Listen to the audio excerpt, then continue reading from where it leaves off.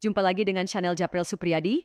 Sebelum lanjut ceritanya, jangan lupa subscribe, like, dan share. Terima kasih. Kisah cerita gadis yang ternodai. Bab 3. Ketahuan. Mereka belum puas karena sejak tadi tak berhasil juga untuk membuka pakaian Cahaya. Mungkin karena mereka dalam keadaan mabuk, jadi agak payah hanya perihal membuka pakaian. Lepasin, aku mau pulang.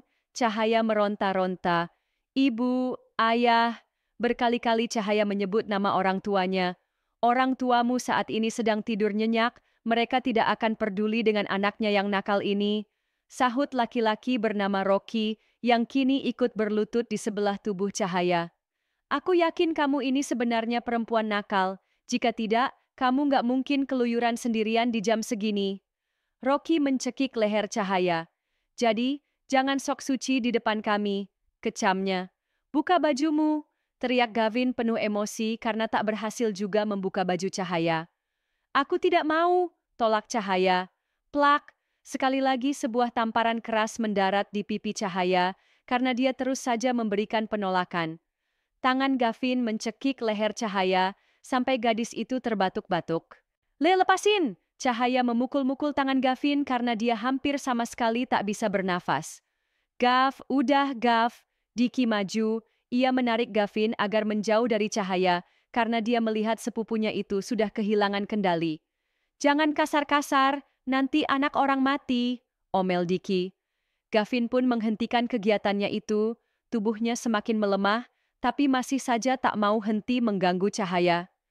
Di sisi lain, saat ini Lolita terus melajukan sepedanya, ia sempat melewati mobil yang terparkir di ujung gang yang tak lain milik Diki.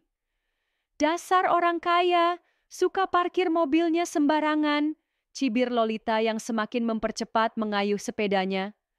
Ketika sudah berada di dalam gang, Lolita mendadak menghentikan laju sepedanya saat mendengar samar-samar suara perempuan menangis.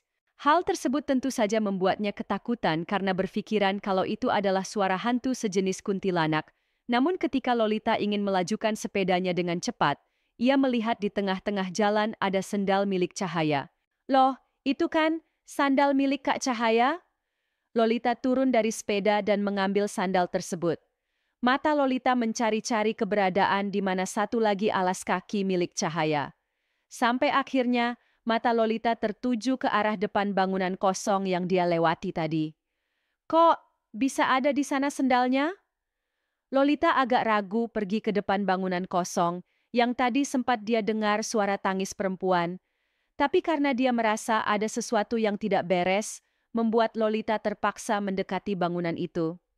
Ketika Lolita ingin mengambil sandal Cahaya, tiba-tiba kembali terdengar suara, tetapi kali ini bukan lagi suara perempuan, melainkan suara percakapan antara beberapa pria. Yah, dia kenapa pingsan sih? Gue belum puas nih. Terdengar jelas dari dalam ruangan itu, suara lelaki bicara dengan nada yang mendayu-dayu ciri khas orang sedang mabuk. Terus gimana dong? Tanya pria itu yang tidak Lolita ketahui siapa mereka karena belum melihat wajahnya. Payah nih cewek, sahut yang lainnya. Udah gas aja nggak apa-apa. Biarpun dia nggak sadarkan diri, tapi seenggaknya bisa memuaskan kita, balas yang lainnya. Ah, nggak menantang. Ya udah lo mau apa enggak? Mumpung gratis nih, apalagi ini cewek cakep banget. Setelah mendengar sedikit percakapan para lelaki di dalam sana, saat itu juga Lolita menyadari sepertinya ada sesuatu yang tak beres telah terjadi. Apa jangan-jangan Kak Cahaya ada di dalam ruko ini? Lolita pun mendekati jendela yang sedikit berdebu, tapi dia masih bisa melihat jelas apa yang terjadi di dalam sana, dan kini nampak Cahaya yang sudah dalam keadaan tak sadarkan diri. Ah, apa? Ini tidak mungkin. Mata Lolita terbelalak melihat apa yang sedang terjadi.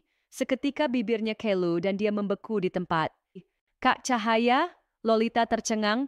Ia menitikan air matanya melihat sepupunya di dalam ruko kosong dikerumuni 3 orang lelaki, yaitu Desta, Dika, dan Rocky. Sedangkan satu lelaki lainnya yakni Gavin saat ini sudah terkapar lemah di lantai, bersebelahan dengan tubuh Cahaya karena dia dalam keadaan mabuk berat.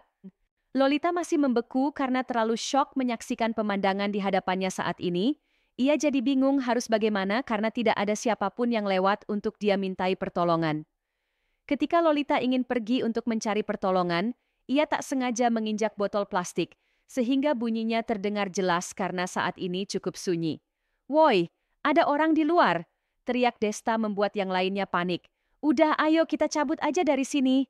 ajak Rocky mendapat anggukan setuju dari yang lainnya, karena takut aksi yang akan mereka lakukan itu diketahui warga. Diki pun keluar lebih dulu untuk melihat siapa yang ada di depan ruko.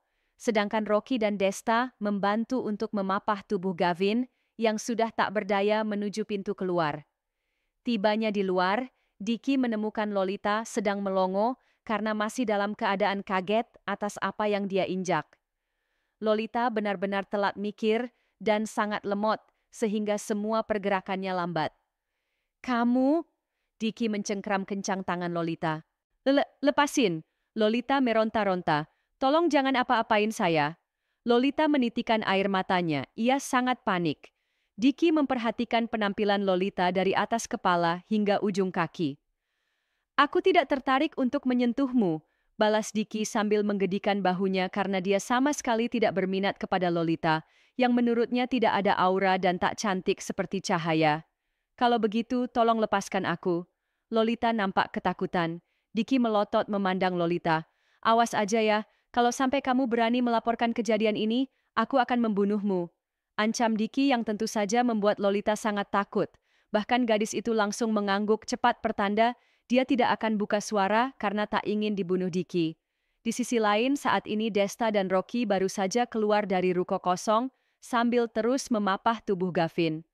"Ayo Diki, kita pergi sekarang," ajak Desta kepada Diki yang masih mencengkram kuat tangan Lolita. "Kalian duluan aja." Diki menyerahkan kunci mobil kepada Desta. "Oke." Desta dan Rocky segera membawa Gavin masuk ke dalam mobil. Diki masih sibuk memberikan ultimatum kepada Lolita, agar gadis itu tidak menjelaskan apa yang terjadi kepada siapapun. "Kamu tahu siapa saya kan?" tanya Diki kepada Lolita, dan gadis itu mengangguk, karena memang tahu bahwa Diki dan yang lainnya adalah cucu orang ternama di daerahnya. "Kalau sampai kamu bocorin rahasia ini, maka nyawa kamu juga akan jadi taruhannya." Selesai bicara, Diki mendorong tubuh Lolita hingga jatuh terduduk di lantai.